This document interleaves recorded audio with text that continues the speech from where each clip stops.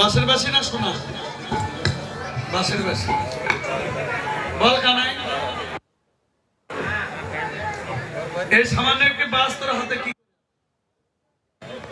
তুই তো বিশ্ব অধিপতি ভগবান, বিশ্ব ব্রহ্মাণ্ডের মালিক মহাজন। তোর হাতে তো সোনার বাঁশি, মণিমুক্তা বাঁশি থাকার কথা, হীরার বাঁশি থাকার কথা। বল কি করে? দেবগুরু বৃহস্পতি যজ্ঞ করলো, যজ্ঞটির নাম নিষ্কাম যজ্ঞ। সাওয়ানে পাওয়ানে তবু যজ্ঞের ভিতর হইতে একটি বাঁশ বেরিয়ে আসলো, হোমানল। ওই হোমানল হইতে একটি বাঁশ বেরিয়ে আসলো। বাঁশটি 25টি গিট, গিট বলে না কি বলে? আস্তে মা মা কথা বলে না গো। 25টি গিটের বাঁশ বেরিয়ে আসলো। সৃষ্টিকর্তা ব্রহ্মা এসে বলেন, দেবগুরু বৃহস্পতি ওই বাঁশের কিছু অংশ দিলেন 9 গিটের বাঁশ। সৃষ্টিকর্তা ব্রহ্মা একটি বীণা নির্মাণ করলো মা সরস্বতীর হস্তে জন্মের মতো।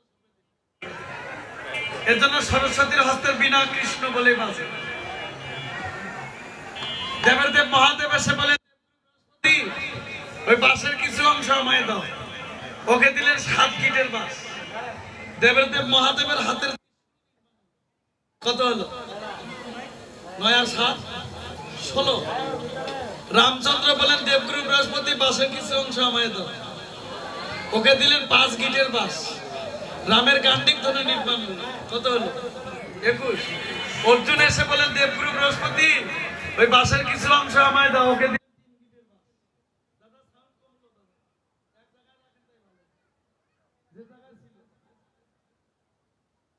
অর্জুনের গান্ডিক ধনুক নির্মাণ হলো। কত হলো?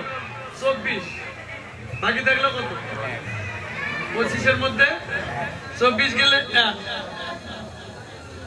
এবার বিশ্বকর্মা এসে বলেন, দেবগুরু বৃহস্পতি বাঁশ আছে না গেছে?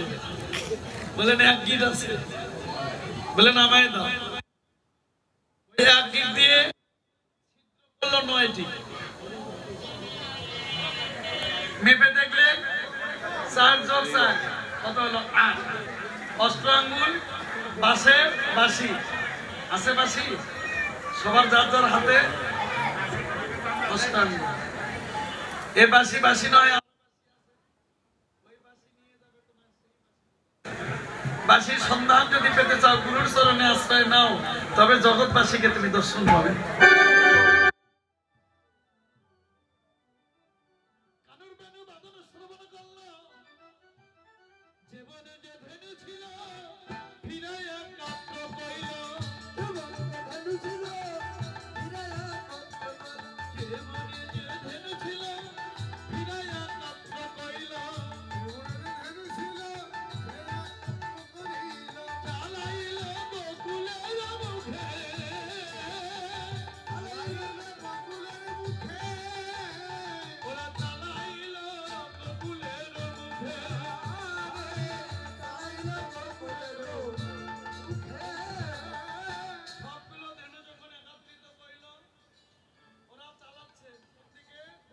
দিকে, কেননা বাড়ি থেকে গোকুলের পথ দিয়েই বৃন্দাবনে এসেছে।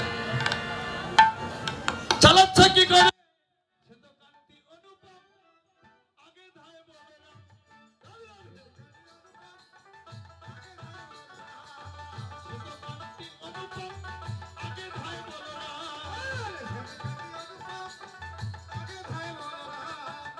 শিশু